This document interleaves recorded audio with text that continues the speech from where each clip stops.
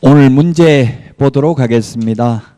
1번 금쟁인데 금쟁이 시험에 한 문제에서 세 문제 출제됩니다. 반드시 출제됩니다. 금쟁이. 우리 핵심 비교정리 프린터 11번에 있습니다. 11번에 보면은 매무수거 관직상투 이렇게 기억하도록 하겠습니다. 매무수거 관직상투.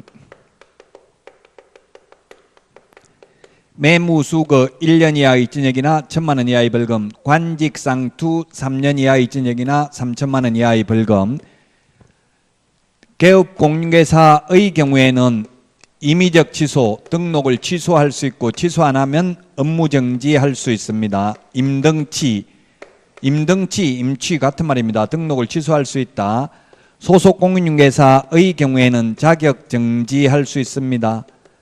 여기에서 시험에 한 문제에서 세 문제 나온다고요. 금쟁이 자체에서 한 문제, 행정처분에서 한 문제, 그 다음에 이 행정형벌에서 한 문제에서 세 문제까지 나올 수 있어요. 자, 매매를 업으라는 거 금쟁입니다. 교환을 업으라거나 임대를 업으라는 거 금쟁이 아닙니다. 무등록업자와 협력하는 행위, 알면서 협력하는 행위죠. 그 다음에 중개보수 또는 실비를 초과해서 어떠한 명목으로라도 금품을 받는 행위, 거짓된 은행, 그 밖에 의뢰인의 판단을 거르치게 하는 행위는 금쟁이로 1년 이하의 징역이나 1,000만 원 이하의 벌금이지만 거짓계약서 적는 거, 이중계약서, 다운계약서 적는 거는 징역 벌금 대상이 아니죠. 분양 관련 증서, 매매를 업을 하거나 중개하는 행위, 의뢰인과 직접 거래, 쌍방대리는 금쟁인데 오늘 문제 1번에 5번은 일방대리는 금쟁이 아니죠. 일방대리는 금쟁이 아닙니다. 그래서 5번이 답입니다. 1번. 자, 그 다음에 탈세 목적으로 미등기 전매 등 투기 조장하는 행위, 매무수거 관직상투 시험에 반드시 출제된다. 2번 교육제도도 반드시 시험에 출제됩니다. 교육제도가 우리 핵심 비교정리 프린트 53번에 있는데 5개가 있었잖아요. 그 교육이 연수교육, 직무교육, 실무교육, 매수신청 대리 실무교육, 거래사고 예방교육 5개 교육제도 중에서 반드시 시험에 한 문제는 출제됩니다. 이렇게 반드시 나온다는 것은 꼭 기억해야 돼요. 지금 점수 한 문제 한 문제가 소중합니다. 한 문제 때문에 당락이 결정된다고 했어요. 그래서 답은 2번에 3번입니다. 실무교육은 법인인 개업공개사가 하는 게 아니라 누가 한다? 시도지사가 실시한다. 우리 핵심 비교정리 프린트 53번에 시도지사가 실시할 수 없는 교육은 뭐가 있어요? 매수신청 대리 실무교육은 법원 행정처장이 지정하는 교육기관에서 받아야 되죠. 그 빼고는 다 시도지사가 교육 실시할 수 있습니다. 교육제도도 반드시 기억해야 되겠습니다. 한 문제 꼭 출제됩니다. 이게 오늘 내드린 문제가 9문제가 기출문제입니다. 한 문제만 기출문제 아닙니다. 기출문제가 중요하다고 했죠. 패턴이. 그래서 기출문제 강의는 여러분들이 꼭 기출문제는 책을 구매해서 꼭 풀어보시는 게 좋아요. 기출문제 책 나온 건 알고 있죠. 예, 기출문제를 응용해서 낸다고 그 패턴이 있다고. 패턴을 꼭 익혀야 돼요. 그 출제하러 가는 교수님들, 제 은사님도, 제 박사과정 때 지도교수님도 해마다 출제위원 들어가시는데 물어보니까 일주일 동안 2주 정도 합숙을 하는데 1주 정도 기출문제 범위 내에서 출제해라. 이거 교육한대요. 계속. 신선하고 충격적인 거 내가지고 다 떨어지면 네가 책임질래 이렇게 나온다고요. 그래서 신선한 건 낼 수가 없는 거예요. 이때까지 나왔던 기출문제 패턴을 유지하되 거기서 기출문제를 그대로 내는 게 아니라 거기서 조금씩 수정을 한다고. 약간씩만 변장을 해서 나타난다고. 선글라스 끼고 머리 파마하고 이렇게 나타난다고. 그 얼굴은 똑같아. 근데 약간씩 변형만 할 뿐이에요. 메이크업하고 이렇게 나타나는 거예요. 그래서 기출문제 패턴을 꼭 좀 익히셔야 된다. 자, 그래서 2번에 답 3번이고요. 자, 그 다음에 3번 문제입니다. 중개보수에 대해서 틀린 것인데 D것입니다. 틀린 것. 사례, 승여, 기타 어떠한 명목으로든 법에서 정한 중개보수를 초과하여 금품 받는 행위는 반드시 등록을 취소해야 된다. 임의적 취소 사유예요. 임의적 취소. 이 행정처분은 그냥 단순히 암기해야 됩니다. 내 생각을 넣어서 깊이 생각하면 답 안 나와요. 등록을 취소할 수 있습니다. 상대적 취소 사유에 해당됩니다. 그 상대적 등록 취소가 17번에 있죠. 이중, 겸임, 보증금, 채권, 휴 등. 어디에 해당돼요? 그 17번 핵심 비교정리 프린트 17번에 중개보수 초과는 동그라미 7번 금지행위에 해당돼요. 금지행위. 금지행위에 보면 여기 있잖아요. 매무, 수거, 관직, 상투, 중개보수 초과해서 받으면 안 된다고 돼 있죠. 금지행위에 해당되어서 임의적 취소라고요. 17번 핵심 비교정리 프린트 17번에 동그라미 7번에 해당된다고요. 중개보수 초과해서 받는 게 취소할 수 있습니다. 그래서 D가 틀렸고요. 리얼은 동일한 중개상물에 대하여 동일 당사자 간의 매매를 포함한 둘 이상의 거래가 동일한 기회에 이루어지는 경우에는 매매에 대한 거래 금액만을 적용하지요. 집 팔고 그 자리에 세입자를 눌러 사는 경우에는 매매에 대한 거래 금액만을 적용합니다. 임대차를 합산한다고 해서 틀렸습니다. 그래서 5번이 답이 되겠습니다. 4번과 같은 문제가 시험에 최근에 한 3번 출제됐습니다. 최근에. 이것도 패턴이 새로 생겼는데 이 패턴이 생기기 전에 이런 문제 내가지고 충격적이가지고 못 맞췄어요. 아무도. 학원에서 연습할 때 이런 걸 연습 전혀 안 했거든요. 근데 이런 문제가 처음으로 출제됐었어요. 그리고 나서 이제 3번 정도 최근에 출제됐다. 그러면은 A, B, C, D, E 포상금인데 갑과 을이 신고했으니까 갑, 을 이렇게 해서 그림을 그려서 계산을 해봐야 돼요. 기출문제입니다. 기억에 보니까 누가 신고를 했어요? 갑이 A와 B를 각각 했네요. A와 B를 각각 했으면 A, B 각각 50만 원씩. 그 다음에 니은에 보면은 C를 갑과 을이 공동으로 신고했다. C를 갑과 을이 공동으로 하면 균등하게 배분하죠. 각각 50만 원씩 주는 게 아니라 반반 나눠주잖아요. 두 명이 같이 오면 아무런 배분 방법에 대해서 합의가 없었으면. 그 다음에 D것에 보니까 을이 양도한 D를 신고한 이후에 갑도 D를 신고했다. 누구부터 줘요? 먼저 한 사람만 주고 뒤에 한 사람 못 받죠? 여러 건수가 접수되면 최고 먼저 접수한 사람만 포상금 받잖아요. 그 다음에 리얼 1을 부정한 방법으로 등록한 사실이 등록관청에 의해서 발각된 이후, 발각되기 전에 신고해야 되고 발각된 이후는 못 받죠. 포상금. 발각된 이후는 포상금 못 받습니다. 발각되기 전에 신고해야 됩니다. 그 다음에 미험의 담당 검사는 A와 E에 대해서는 공소제기, C와 D에서는 기소유예 결정, 기소유예까지는 포상금 받고 B는 무혐의 처분. 검사가 무혐의 처분하면 포상금 못 받아요. 판사가 무죄 선고해도 포상금 받죠. 공소제기라는 말이 재판에 회부한 거예요. 재판에 회부만 되면 판사가 무죄 선고해도 포상금 받아요. 그러나 무혐의 결정이면 검사가 무혐의 결정하면 아예 재판에 회부를 안 하는 거니까 포상금 안 나온다고. 무혐의 결정하면, 검사가 무혐의 결정하면. 그래서 포상금이 얼마예요? 75만 원? 75만 원.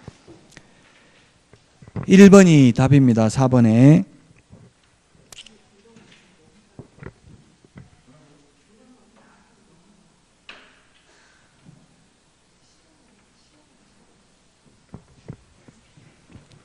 연습하면 패턴만 익히면 쉬워요. 이거 뭐 이것까지 모르겠어요. 넘어가려면 넘어가는데 이 정도는 풀을 수 있을 것 같은데 수학적 기초가 필요한 거 아니잖아요. 문제 중 못 풀겠으면 넘어가도 돼요. 자신 없으면. 근데 이런 걸 몇 번 연습해보면, 처음이니까 그런데 몇 번 연습해보면 쉬워요. 사례 중심 문제가 공인중개사법에도 나와요. 공인중개사법은 뭐 계산 수학적 기초가 없다고 포기할 문제 나오지 않습니다. 공인중개사법은. 합계론 계산하는 거는 수학적 기초가 전혀 없으면 못 푸는 경우 있죠. 합계론 문제는 지금 전혀 못 풀면 포기하는 게 좋아요. 계산하는 문제 부분은 포기하고 그냥 6문제 정도 나오면 그냥 눈 감고 찍는 게 좋아요. 눈 감고 찍으면 안 되죠. 사실은 어떻게 찍냐면 1번, 2번, 3번, 4번, 5번 있으면 내가 풀어놓은 시간이 있으면, 시간 없으면 그냥 눈 감고 찍어야 되고요. 시간 없는데 그거 언제 계산해? 그냥 아무거나 찍어야 되고, 시간이 좀 있으면 만약에 각각 8문제씩 나온다고 원칙이 원칙이 각각 8문제씩 하면 5, 8, 40, 40문제잖아요. 그러면 내가 풀어놓은 게 지금 1번은 8개, 10개나 나왔어, 1번. 그런데 이게다 또 1번 찍으면 안 되겠죠. 지금 6문제 찍어야 되는데. 그럼 내가 이때까지 체크해놓은 것 중에서 최고 적게 체크한 걸 그냥 왕창 찍는 게 좋겠죠. 그럼 내가 이때까지 푸른 걸 그걸 다 맞았다고 어떻게 생각합니까? 그럼 나를 못 믿고 누구를 믿냐고. 내가 이때까지 푼 거는 다 맞았다는 전제하에서 해야지. 나를 믿어야 되죠. 일단은 내가 푼 거는 다 맞았다는 전제하에서. 그렇게 해서 그냥 하나 왕창 찍는 게 좋아요. 전혀 모르는 분은 지금 수학적 기초가 없는데 뭐 6개월 만에 공부해가지고 수학적 기초 공부해가지고 계산 문제 풀기는 어렵습니다. 제가 아는 수학 선생님 계산 문제 만점 받고 떨어졌어요. 재밌어가지고 또 한 번 풀어보고 또 한 번 풀어보고 몇 번 풀어보다가 계산 문제는 만점 받고 뒤에 수학이 아니라 민법 못 풀어가지고 시간이 모자라서 떨어졌다고요. 시간 낭비하는 게 중요해요. 1차 과목도 이런 말 하면 기분 나쁠지 모르겠는데 암기해야 됩니다. 1차도. 전부 다 이해만 하고 풀라고 하면 시간이 없어 못 풀어요. 민법도 사례, 음운, 단어가 나오면 키워드가 나오면 이게 탁탁 답이 보여야 돼요. 그 전부 생각하고 있으면 시간이 모자라서 못 푼다고요. 사례 중심인 거. 가벌병정 A, B, C, D 생각 깊이 하고 있으면 시간 다 가버려요. 그 기본적으로는 어느 정도는 암기를 해야 됩니다. 민법이나 학개론도. 2차는 당연히 암기해야 됩니다. 사실. 근데 제가 암기하라는 말은 거의 이때까지 안 했는데요. 거부감을 느끼니까. 근데 2차는 지금 암기 안 해도 돼요.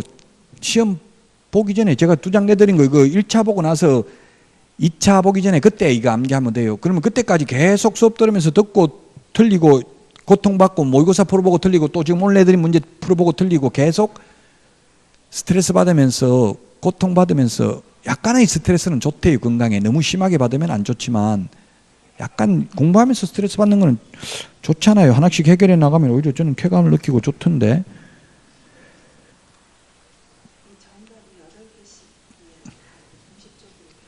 공식적으로는 아닌데 제가 출제하러 가는 교수님들 이야기 들어보니까 그렇게 출제하라고 하는데 각 문제 똑같이 배분되도록 1번 8개 그렇게 해서 대체로 제가 검증을 해보면 기출문제를 검증해보면 이게 맞아요. 각각 8문제씩 되는 게 대체로 맞는데 그걸 잘 안 지키는 과목이 뭐가 있냐면 공시세법이에요. 공시세법은 지적법, 등기법 그 세법이 3개잖아요. 3개 과목이다 보니까 이걸 딱딱 맞추기가 쉽잖아요. 출제하는 교수님이 각각 다르잖아요. 그럼 다른 교수님들이 몇 번 출제했는지 그걸 잘 모를 수 있잖아요.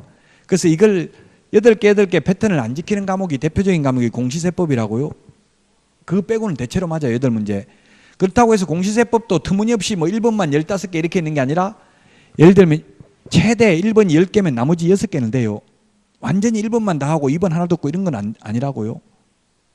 그 공시세법만 좀 이게 정확하지 않고 나머지 과목은 대체로 정확해요. 아마 기출문제를 보면 되잖아요. 지금 검증을 해보면 되잖아요. 몇 년 걸 기출문제를 분석해보면 그 시간 있으면 답 나와 있으니까 기출문제 1번, 2번 한번 체크해보세요. 8개 맞는지 직접 검증을 해보면 좋겠죠.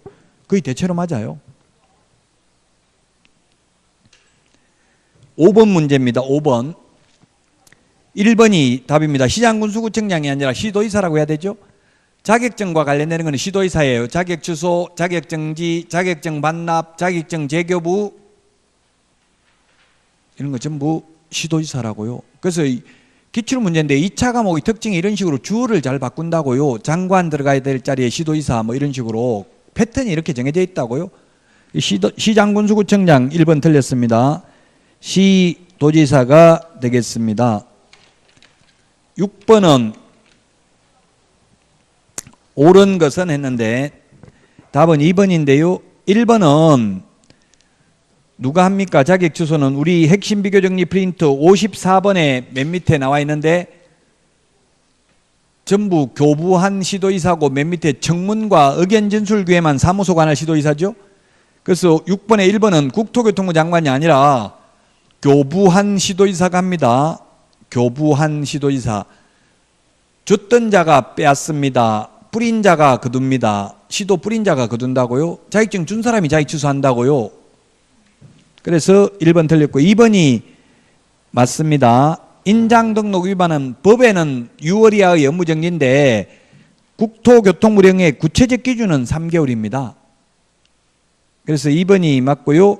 3번은 자격정지는 구체적 기준이 자격정지는 6월의 범위 내에서만 구체적 기준의 2분의 1 범위 내에서 늘리거나 줄일 수 있는데 아무리 늘리더라도 법에서 정하고 있는 6월을 초과할 수는 없습니다. 6월 초과할 수 있다 해서 X고요. 4번은 임시중개시설물 뜻다방 설치하면 취소하여야 한다가 아니라 취소할 수 있다. 이중겸임 보증금 채권 휴등할 때 겸임 임의적 취소 임시중개시설물 임의적 취소입니다. 그 다음에 틀렸고 그래서 5번은 업무정지 제척기간은 2년이 아니고 3년입니다. 3년. 업무정지 제척기간은 그 사유가 발생한 날로부터 3년이 지난 때에는 일을 할 수 없다. 2년이라고 해서 X입니다.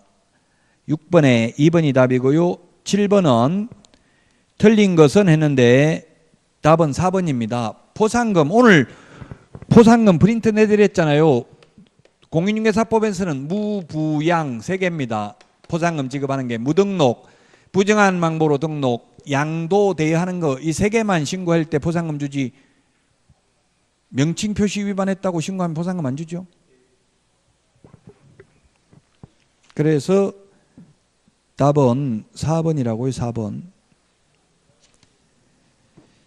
8번 수수료 납부해야 되는 거 답이 3번인데 수수료 안 내는 게 디귿, 휴업, 미염에 자격증 처음 교부하는 거 이거는 수수료 안 냅니다. 우리 핵심 비교정리 프린트 52번에 보면 기출문제인데 지금 이거 프린트 2장 내드는 거 가지고 거의 다 풀 수 있다고요. 52번에 보면 수수료 내는 거 19가지 있죠. 그 중에서 1번부터 7번까지만 보면 풀 수 있습니다. 7번까지 보면 7번에 자격증 처음에 교부할 때는 X라고 적어놨잖아요. 합격해서 처음 자격증 줄 때는 수수료 안 낸다고.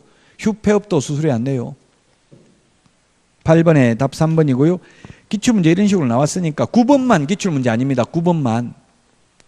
9번은 시행규칙 별지 1호의 2의 서식이니까 중간에 신설됐죠. 이게 최근에 신설됐기 때문에 주택, 취득자금 조달 및 입주계획서 기재사항 중 신청인이 적어야 할 사항이 아닌 것. 답 5번인데요. 그 3번, 4번 이번에 신설됐다고요. 기존 주택 보유 여부, 담보대출이 있는 경우에만 기재한다. 증여, 상속 등도 기재해야 된다. 편법으로 자녀들한테 물려주는 것을 방지하기 위해서 이런 제도가 있다고 했죠. 그래서 이렇게 자녀들한테 물려주는 것도 세금 안 내고 물려주는 방법은 법인 만들면 돼요. 법인. 내 돈 전부 법인에다가 출자해가지고 법인에다가 기부하든지 출자하든지 해가지고 법인 재산 만들어버리고 내가 죽으면 그냥 자식이 그 법인의 대표이사 하면 된다고요. 계속 법인 명의로 돼 있으면 세금 거의 안 내도 돼요.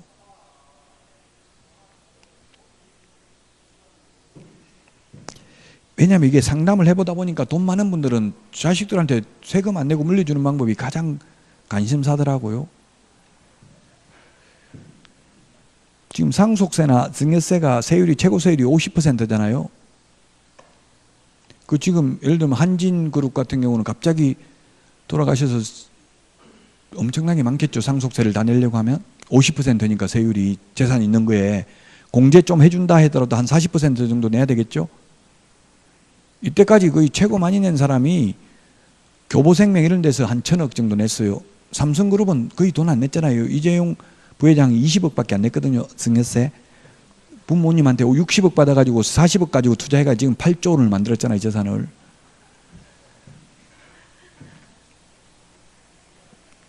삼성은 변호사가 100명이 넘어요. 사내 변호사가. 김현장 빼고는 우리나라에서 2번째 많잖아요. 변호사가.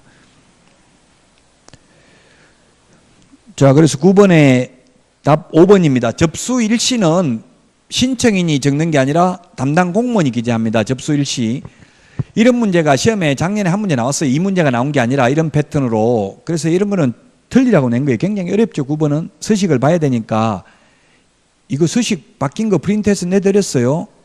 아니면 그 여러분들이 법제처 국가법령정보센터에 들어가서 부동산 거래 신고 등에 관한 법률 시행규칙 별지 1호 2의 서식을 한번 열람해 보면 됩니다. 컴퓨터로. 그러면 이 서식을 한번 보시라고 문제 내놓은 거예요. 9번의 답 5번입니다.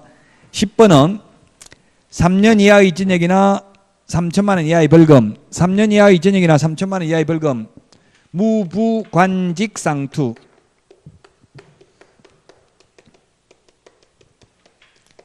무등록, 부정한 방법으로 등록, 분양 관련 증서, 매매를 업으로 하거나 중개하는 행위, 의뢰인과 직접 거래, 의뢰인 상방대리, 탈세 목적으로 투기 조장 3년 이하의 징역이나 3천만 원 이하의 벌금이죠.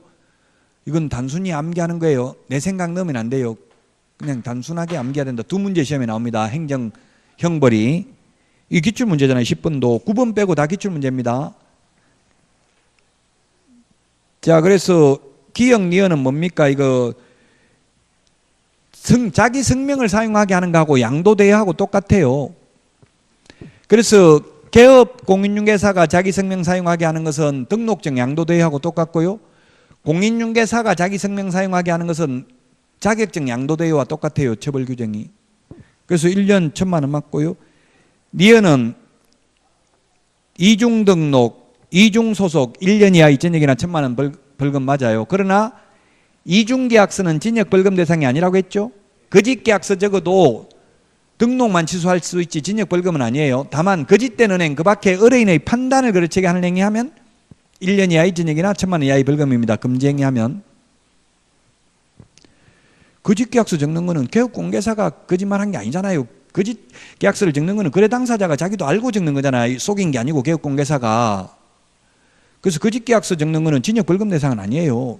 개업공개사가 거짓말해서 속이면 거짓된 은행 그 밖에 의뢰인의 판단을 거르치게 하는 행위는 1년 이하의 징역이나 1,000만 원 이하의 벌금이지만 거짓계약서는 개업공개사가 속인 게 아니죠.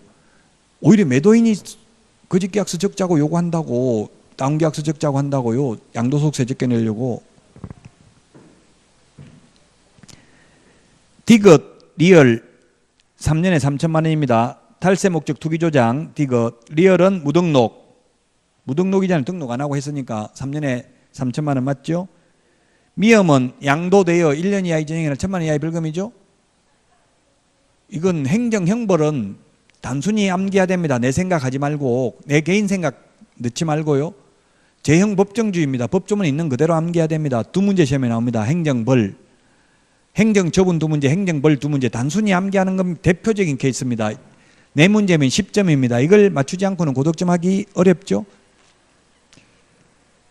자, 오늘 여기까지 하고 다음 주에 뵙도록 하겠습니다. 건강관리 잘 하시고요. 아프지 마시고 다음 주에 뵙겠습니다. 수고하셨습니다.